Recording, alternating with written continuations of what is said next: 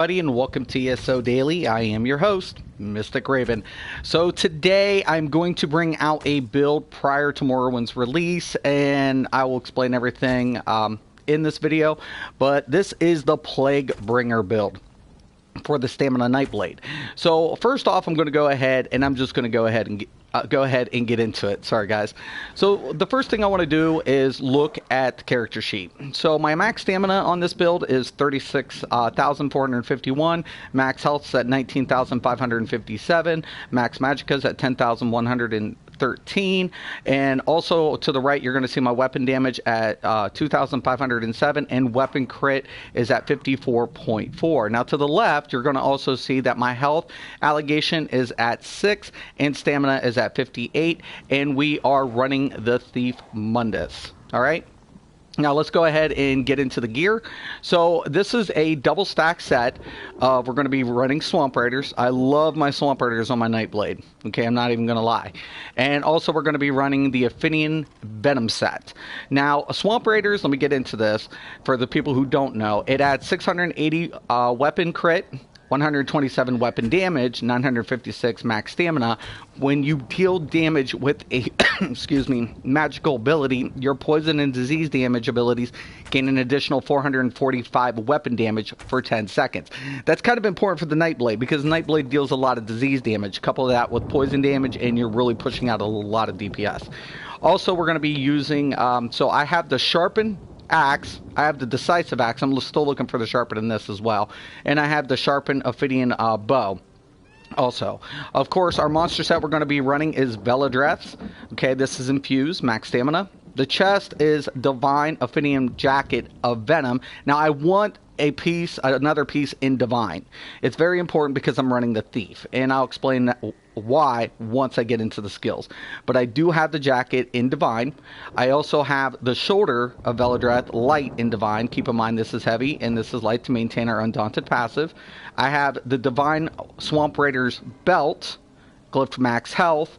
I also have the Swamp Raiders bracers, glyphed max health Divine. I have the infused Swamp Raiders guards, max stamina. And then I also have Divine Swamp Raider boots, max stamina. Now I also have the Aphinian Necklace of Venom, glyphed with weapon damage. I also have the Ophidian Ring of Venom, weapon damage, and another Ophidian Ring of Venom, weapon damage. Okay, so that's how the gear lays out. Now, if you guys also notice, when I'm on the bow side, I only have 4 pieces of the Swamp Raiders. But when I switch out, and we're going dual wield on this, of course, now you're going to go ahead and see that I also have the 5 Swamp Raiders, as well as the 5 Ophidian Venom. Okay, now this is a really good set, the Ophidian Venom, because this is a bow build, primarily all bow damage. And if you're a bow fan, you're going to love this build, especially if you're a Nightblade, because when you deal damage with a light or heavy attack against an enemy who already has poison damage on them, you have a 25% chance to deal an additional 7,869 poison damage. And look, it can occur every second. So you have a 25% chance on your light attacks to deal 7,869. Now, at first you're going to think, Mystic, you know, that really isn't that a lot considering that you're going to weave. Well, I'm going to go ahead and get into this with the skills. Okay, so on our primary bar, which is the bow bar, we're going to be running Poison Injector. You know, no surprise. This is the big one for me here, guys, because I need to apply the poison damage to get the proc effect from the Ophidian Venom. So I'm always going to want to apply the poison injection. Right? Now my bow also has a poison glyph, so even when I do light attacks, it's going to keep reapplying that poison. That's very important.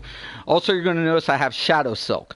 What this does is it hurls strands of spider silk to ensnare your foes, reducing movement speed of their enemies by 50%, and after 5 seconds, the webs burst into venom, dealing another 7,887 poison damage to the surrounding enemies. Now, also what this really does is also it provides a synergy for my party, so they can go ahead, activate the synergy, and it's going to also deal 9,105 poison damage to them by summoning 2 Black Widow spiders to attack also for 15 seconds. Also, I'm going to be using Acid Spray. So after I lay down my Arrow Barrage, I want to go ahead and hit the acid spray. So what this is going to do is kind of doing my spammable. So every 1.2 I'm going to hit this, weave, and then reapply. Because if you take a look, we have a 5-second poison a dot effect, but we don't want to wait. We can still get that 5,205 in between and let that proc of that poison keep firing. Okay, and once again, we do have Arrow Barrage. This is our layer effect. And also, we're going to use Relentless Focus. This is huge for this build, because what this does, it builds up deadly momentum to gain minor Berserk and minor Endurance, increasing your damage done by 8% and stamina recovery by, what? 10%. Now, keep in mind, guys, we gotta have stamina recovery, especially in the upcoming changes. So this ability for this build works out really nice. Also, while activating, hitting an enemy with 4 light attacks or heavy attacks changes this ability into Assassin's Scourge, allowing me to fire a single shot from a Spectral Bowl at an enemy to deal 14,198 disease damage. This works perfect with the Swamp Raiders, because once I proc that, I can get this effect to increase its damage. Also, we're going to be using the Ballista. Now, I did use the other morph, but given the fact that I want to maintain all of my light attacks on this build, I'm opting with the Ballista to maintain the DPS output. Now, on this bar, this is kind of like our build bar, where to go. So we're going to use the Crippling Grasp to activate the Swamp Raiders.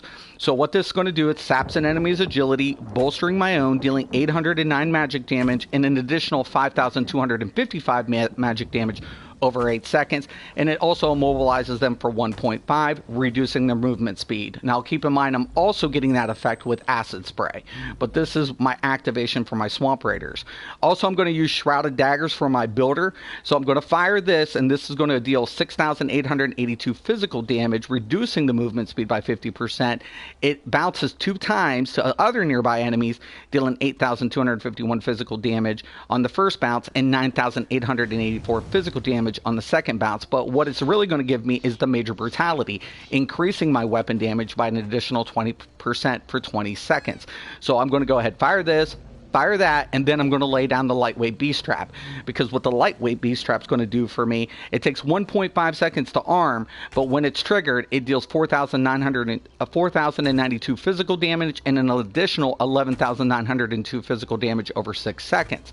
Now, also, it's going to give me Minor Force, increasing my critical damage by an additional 10%. So add both of these, I'm getting another 30% increase to my damage. Also, we're going to be running the finisher, Killer Blade.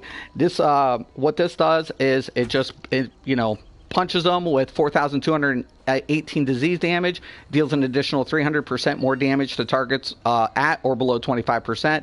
Also heals 20%, but I don't bank on that.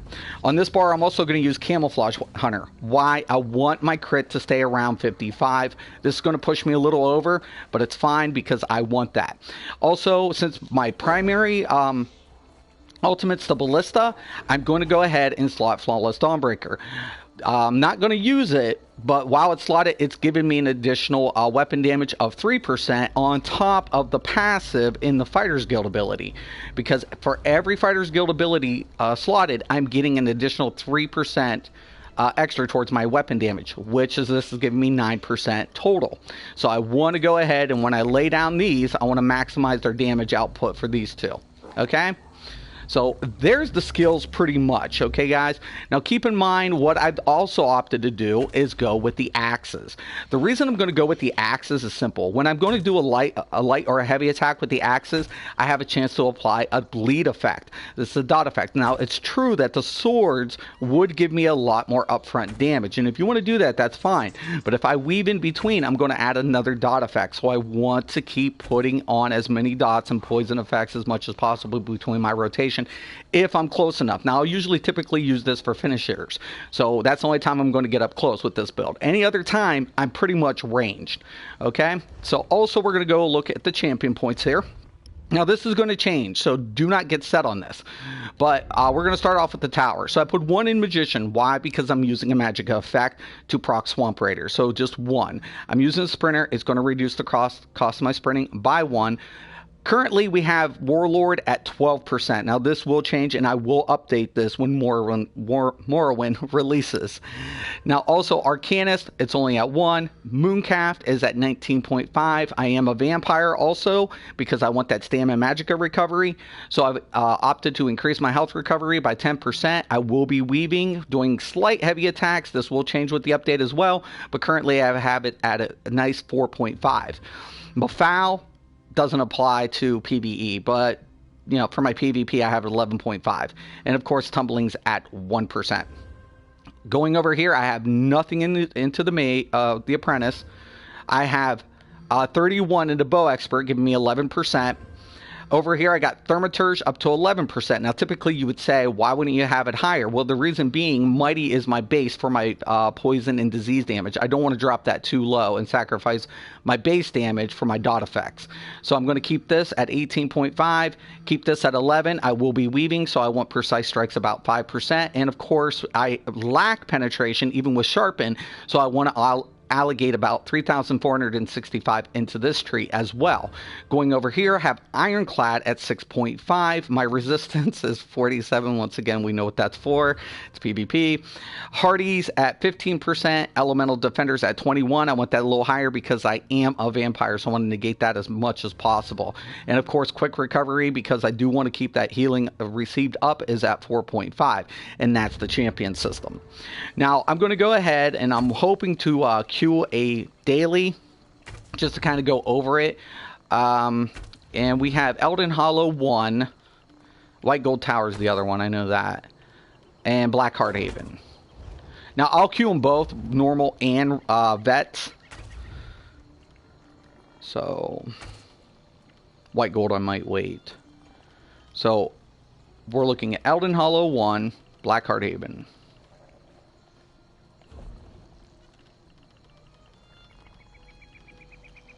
It just increases my chances to get a queue, guys. Okay, now while I'm doing this, I'm going to go ahead and wait. And, well, actually go ahead and show you a couple of these combos.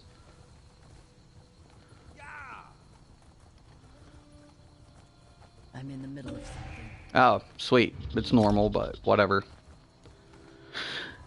Beggars can't be choosers, and as DPS, I am definitely lacking. Okay. So the major thing to do in this, first I want to go ahead and apply.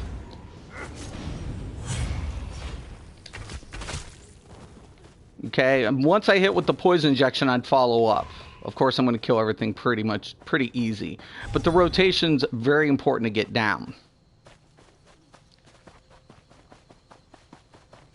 Trying to find a bull niches. Bull niches are usually flying around here, but... Okay, there's a baddie. Anyways, I'm going to go ahead, hit this. Now on single target, it's very important. Yeah, I'm not going to get a full combo off on the rotation.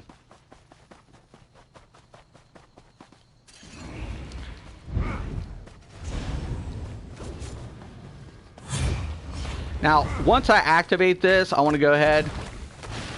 And you guys will see that on the light attack weaves, I will hit with the Venom set.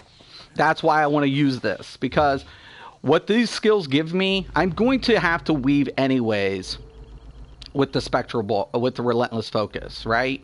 So by doing so, I'm actually getting a better chance to cause more damage using the Ophidian set, the Ophidian Venom. Because between my weaves, it has 25% to add that additional 7,800 damage. I want to take advantage of that. Is that a bull? Nice. Don't have any self-sustains, but... Okay, I'm going to hit.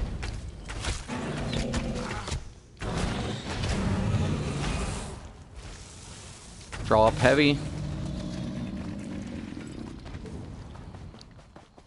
Okay, now on an AoE rotation, that's a single target rotation, guys.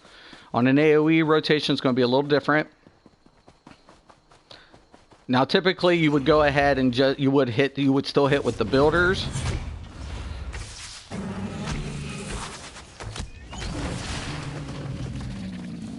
And once you throw everything in the endless hail, Then every 1 second in between, hit with the acid spray.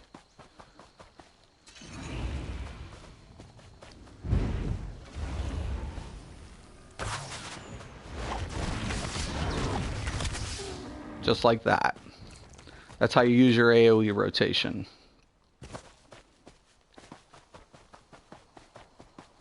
And of course, the spider strands is going to help too. You got to lay that down. So I'd activate, hit, but the spider strands aren't going to hit. But that's how you get the AoE rotation. You got 3 different AoE rotations firing all the time, right? So you got one with the delayed effect, with the durated effect, and then of course you're in between on your AoE rotation. Single target, we went over it. I'm hoping I get a Q.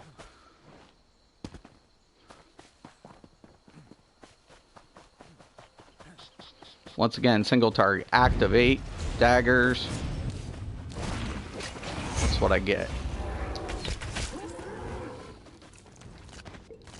And this is a really good range build. I mean, here's the deal. A lot of people don't want to just, you know, always go dual wield, even as stand builds, right? And I typically do on my primary bar.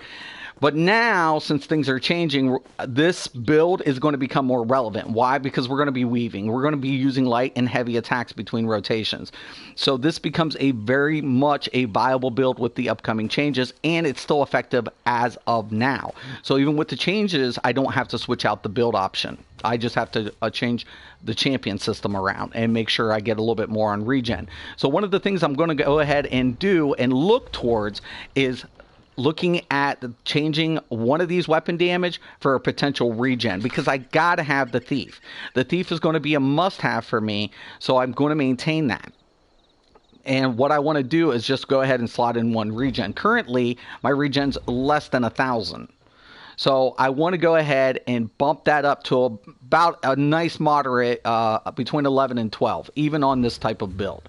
Even with a lot of weaves, I'm going to want a little bit more regen. So I might even sack 2 of the weapon damage to keep the regen focus up there and just sack some of the DPS. Just enough, just to make sure I keep enough. Because remember, you know, your shards are going to have a GCD now, guys. So that's very important to remember. I can't bank on getting a lot of utilities from other classes. The passive effects will go ahead and boost up my regen rate. This is true. But I have to maintain some sort of stamina regen in my builds.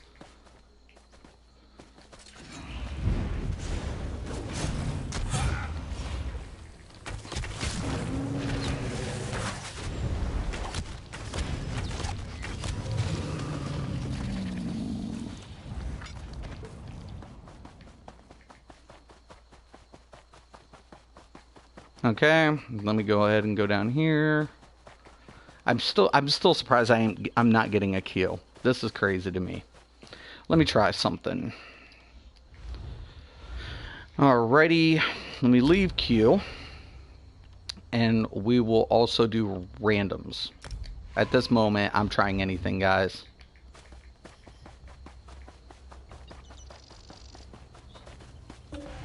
Okay, maybe that'll be our lucky one.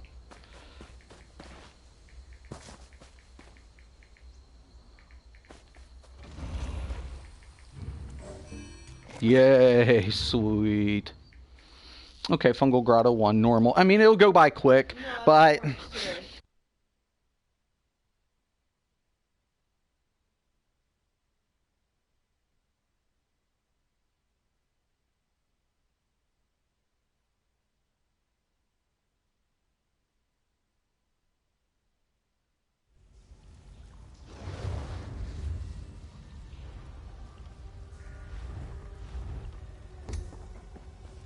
Okay, I do not need to be in there. Okay. Okay, same thing, guys. Gonna hit. Gonna hit. Oh, wrong button. Now, Veladret's nice because it does have some range to it. Alright.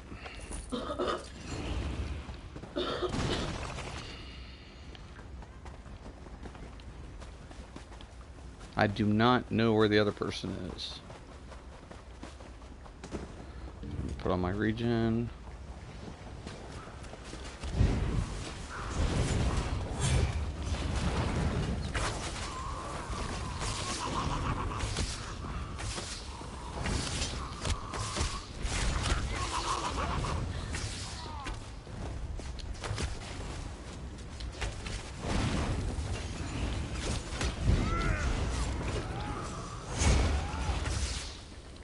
I messed up on that one.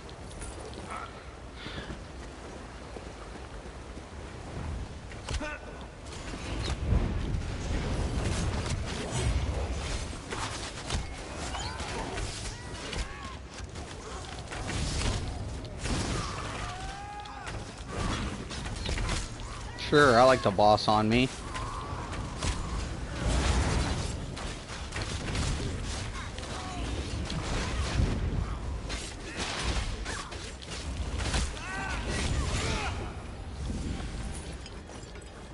Who in the hell is this tank?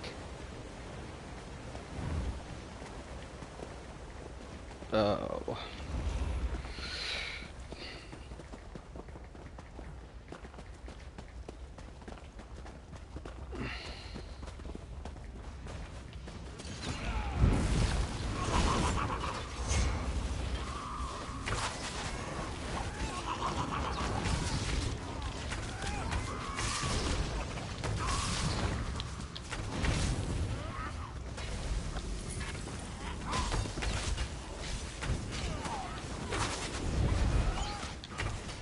If I can even get my relentless focus to go, I'm hoping some of the boss fights give me a little bit more of a challenge.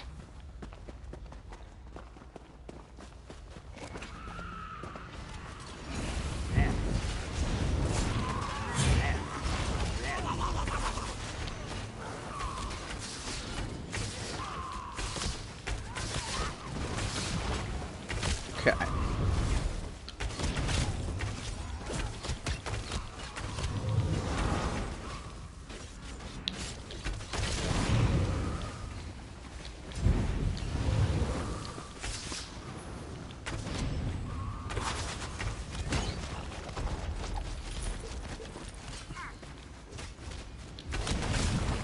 Okay, going ahead, lay everything down, hit the ballista, hit the relentless focus.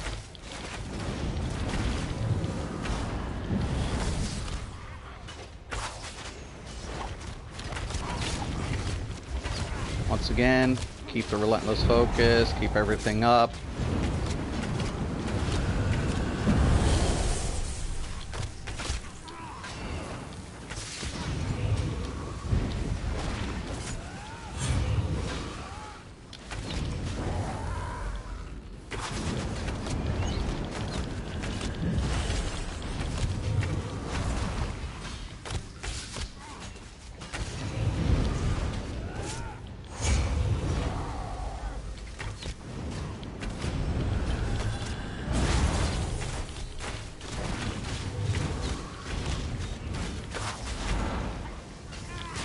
Oh, well, somebody likes me. Okay. Once again.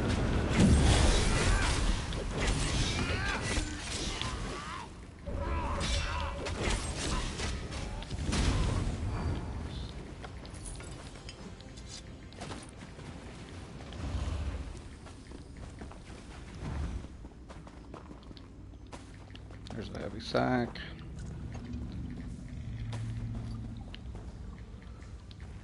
Alright.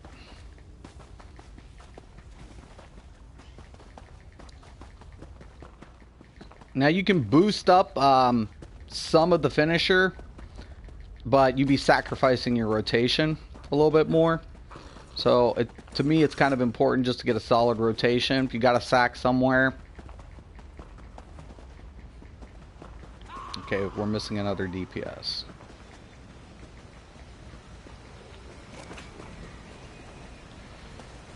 Just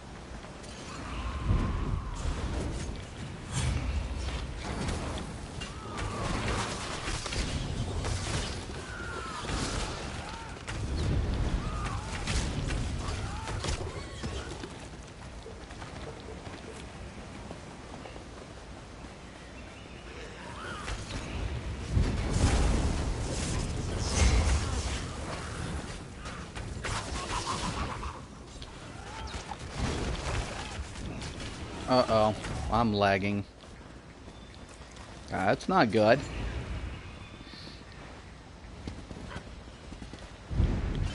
Now, usually on a situation like this, I'll just go ahead and lay down the spam real quick.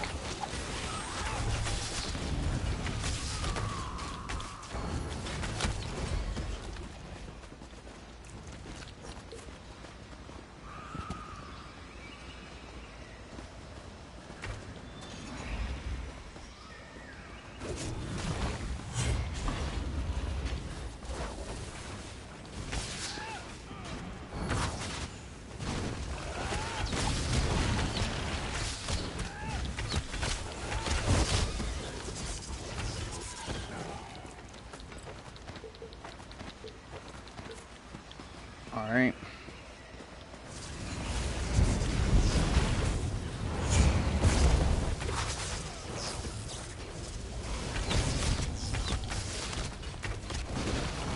Trying to get in.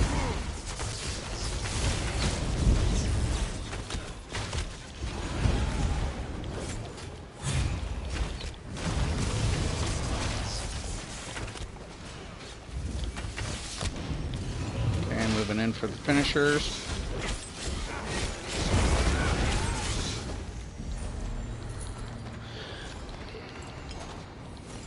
Oh, that's pretty nice.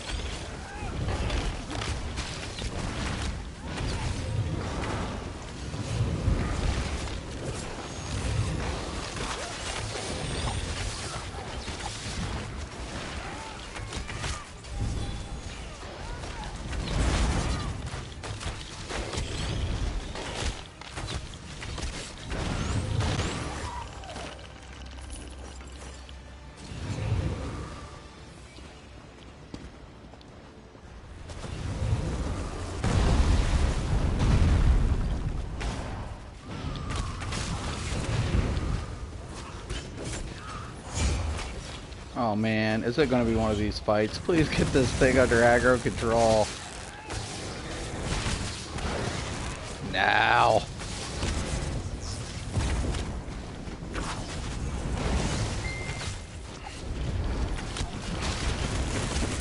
Okay, if you have to prime, just switch back and then hit your bow.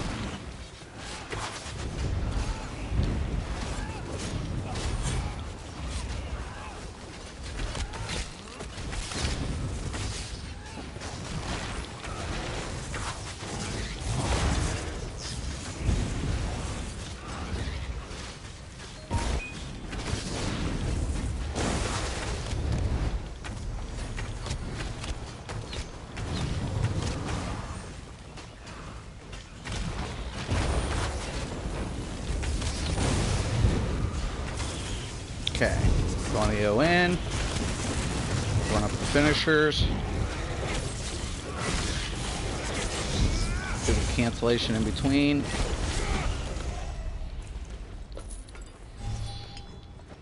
Alright, there you guys have it. It's kind of how you work it. Not ideal, given that it's normal, you fly through it pretty fast, and you don't get a real accurate judgment on the build. I like this build a lot. This build is really good. Compliments, it's very fluent. That's what I try to push for in all of my builds. And I hope a lot of you guys like it. If you have any questions or comments, please post below. Once again, I want to thank you all for watching, and always, have a nice day.